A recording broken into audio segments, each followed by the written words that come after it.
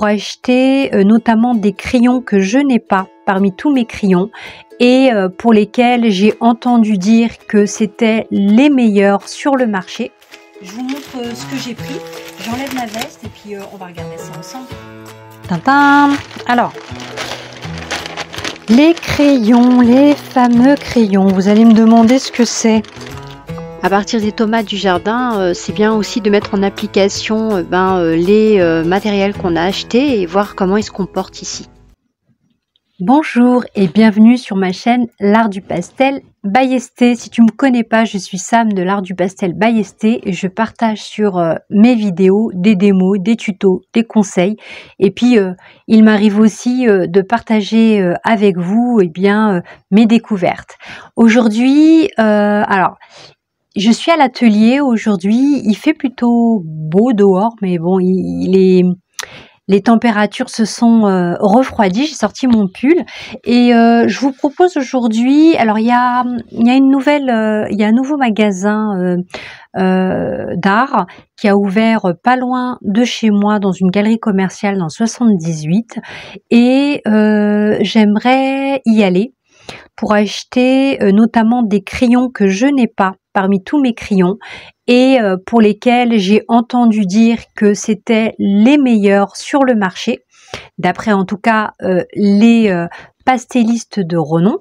Je vous propose du coup de vous emmener avec moi, voir ce magasin, acheter le matériel sur place et puis je vous montre ça à mon retour et puis on fera un petit tuto avec en partie le matériel.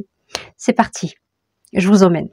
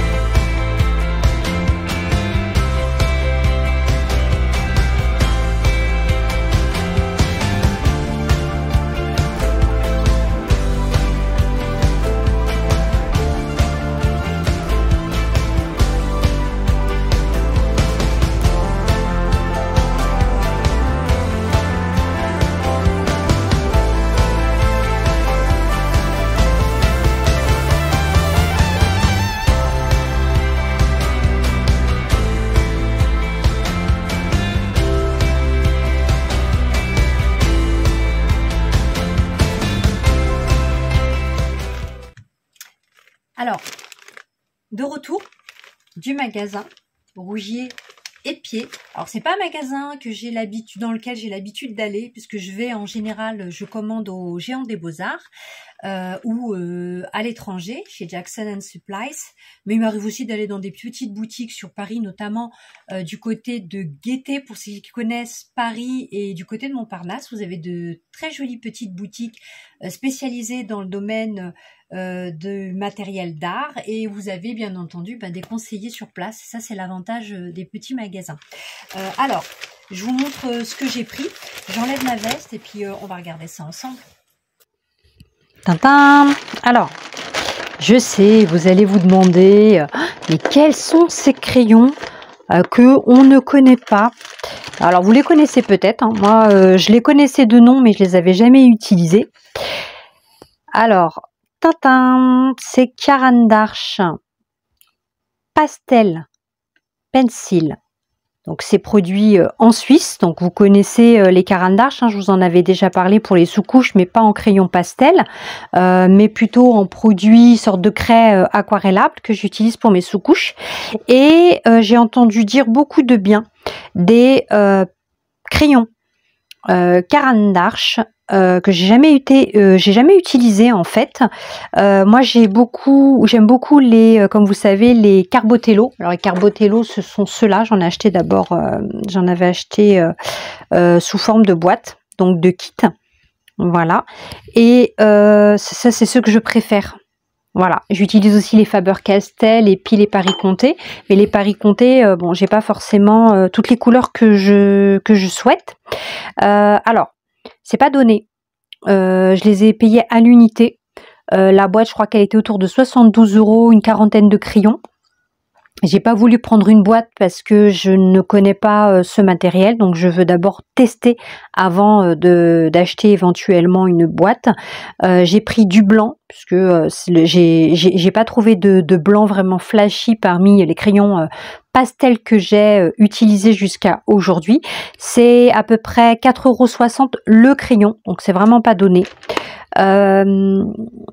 Le vert, puisque je suis paysagiste, donc avec les violets et les bleus, voilà, on est dans les couleurs des paysages en général. J'ai pas pris toutes les couleurs, j'ai été limitée par le prix du crayon. Effectivement, les Carbotello coûtent 2 voire 3 fois moins cher, mais je vais quand même voir ce que ça vaut en termes de qualité.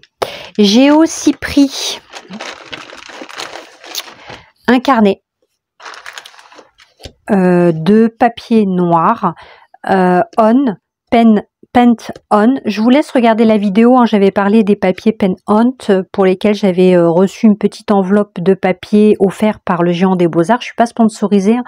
Et je voulais un petit carnet. J'aime beaucoup peindre sur du papier noir. Je pense que vous le savez, hein, si vous avez regardé mes différentes vidéos. Et là, l'intérêt, c'est de pouvoir peindre des fleurs. J'étudie en ce moment les fleurs et ça me permettrait de faire des gros plans sur chaque fleur avec un fond noir, puisque je souhaite réaliser mes ébauches sur du noir. Enfin, mes ébauches, ce serait une peinture, hein, finalement, avec mes crayons essentiellement pastel et pourquoi pas les craies de pastel sec. Alors j'aime bien le format, j'aime bien le fait que ça puisse s'ouvrir complètement ici. Ça ressemble au canson que j'utilise habituellement, XL, pour les présentations. Il est seulement un petit peu plus épais. Et comme toute technique confondue, donc je vous lis, c'est papier noir au grain légèrement rugueux, convient l'acrylique, la gouache, l'encre, le crayon, le fusain, le feutre, le collage, le pastel. Voilà, donc là ils disent le pastel gras et là j'avais multi-technique, donc j'espère que ça va tenir avec le pastel et le crayon pastel. Ce que je vous propose, c'est que dans un premier temps, ce serait, alors je vais peut-être prendre la dernière page du coup, de tester les crayons et puis de voir comment ils se comportent sur le papier. Alors celui-ci, c'est un Reseda clair. Alors je sais pas à quoi correspondent les étoiles. Est-ce qu'il y a 3 étoiles partout? Non, pas toujours. Pas toujours. Ici j'ai 5 étoiles. Si quelqu'un sait parmi vous à quoi correspondent les étoiles, ouais, n'hésitez pas à partager en commentaire. Ça m'intéresse et puis ça peut intéresser d'autres personnes qui nous suivent sur la chaîne. Et puis celui-ci, c'est 3 étoiles. Donc j'ai le blanc de Chine. Donc on va essayer le blanc de Chine.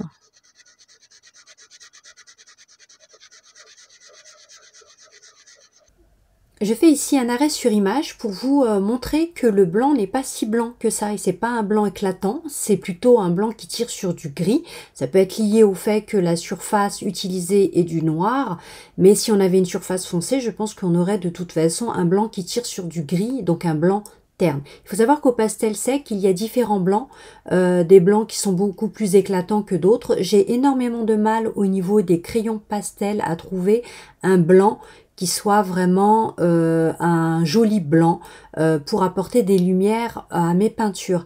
Donc si vous avez une marque de crayon que vous utilisez et pour lesquels vous avez de jolis blancs qui ne tirent pas sur du terne ou du gris. N'hésitez pas à nous partager en commentaire, je pense que ça peut intéresser plus d'un et moi bien entendu. Bon, on continue notre test sur ces crayons et cette marque Caran d'Arche. Plutôt sympa, ça accroche plutôt bien. Je sais pas si des deux côtés on a la même texture. J'ai l'impression qu'on a une texture un peu plus lisse ici que de ce côté-ci.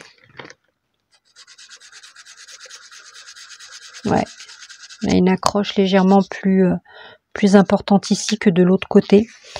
Mais le rendu est aussi joli. Donc ça, c'est pour le blanc.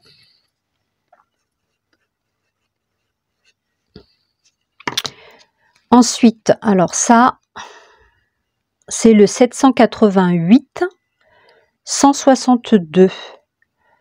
Et c'est, comment il appelle, le Phthalocyanine Blue, le bleu de phthalocyanine. Et là, j'ai pas d'étoiles. Si, j'ai 3 étoiles.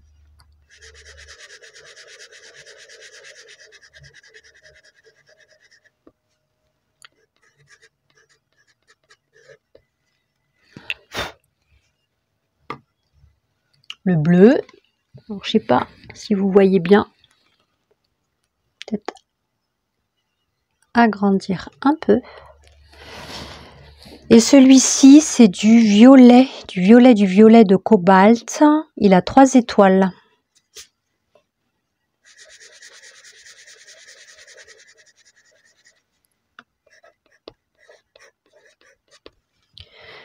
Violet. Et puis, celui-ci, c'est prune.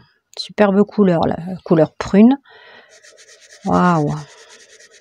Celui-là, il est très pigmenté, je trouve. Je sais pas ce que vous en pensez. Et ça, c'est prune. Et le vert. Et ça, c'est un réséda clair. D'accord? Il a 3 étoiles aussi.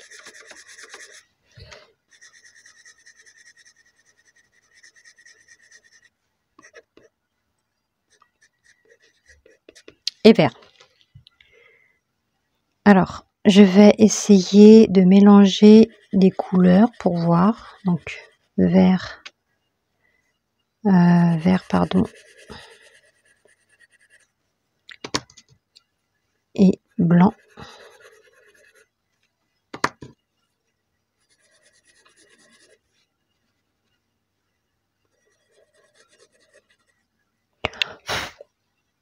Sans plus, je trouve pas que le mélange soit agréable à faire. Alors, est-ce que si je change de crayon, est-ce que je vais avoir la même chose? Enfin, suivant les pigments, des fois, on n'a pas le même rendu.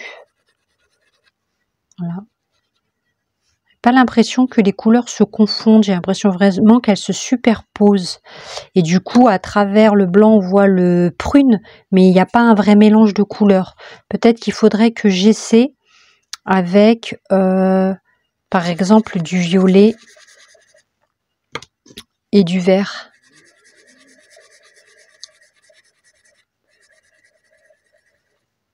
Je sais pas si vous voyez, j'ai l'impression que ça superpose, mais que ça se mélange pas vraiment.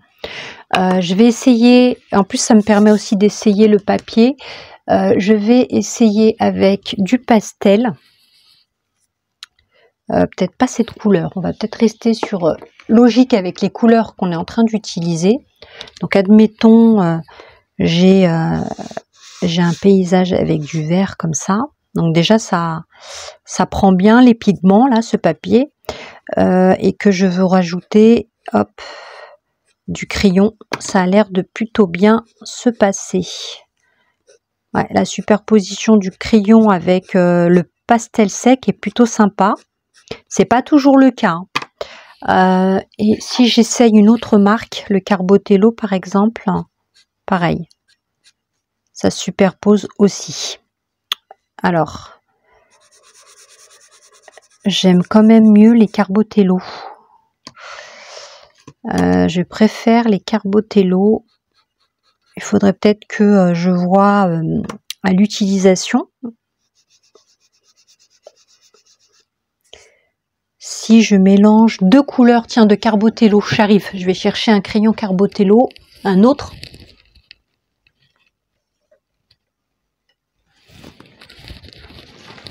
Un autre, celui-là par exemple.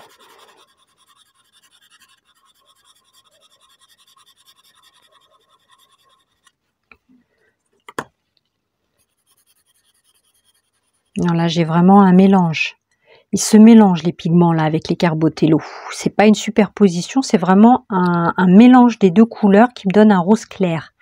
Alors que là, bon, c'est bien du vert qui est au-dessus du violet.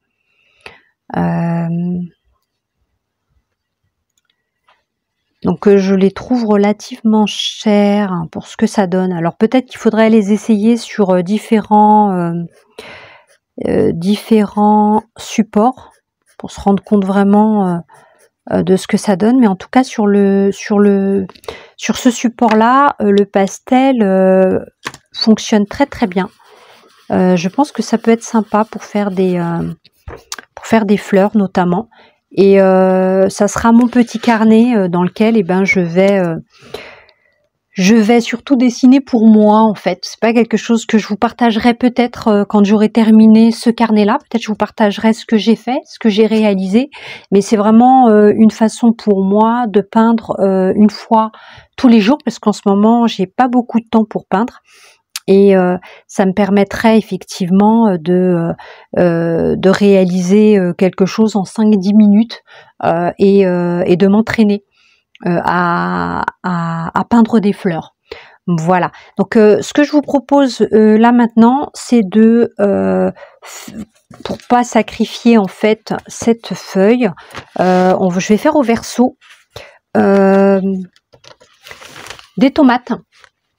Alors j'ai plein de tomates dans mon jardin, je vais vous montrer, je vous avais montré, j'avais fait une vidéo sur mon jardin et je vous propose en fait il y a plein de tomates qui ont poussé dans mon jardin et je vous propose de les peindre ici sur ce petit carnet. Ça sera l'occasion d'utiliser nos crayons, de les tester et puis de faire une nature morte à partir notamment de la petite box photo que je vous avais fait en short. Je vous la mets en haut à droite et puis on va dessiner tranquillement sur ce support. Comme ça on va voir aussi comment ce dernier supporte les crayons et le pastel sec. Je vais vous laisser peindre en musique, passer un bon moment, ne vous prenez pas la tête, dites-vous que c'est une façon aussi de passer un bon moment.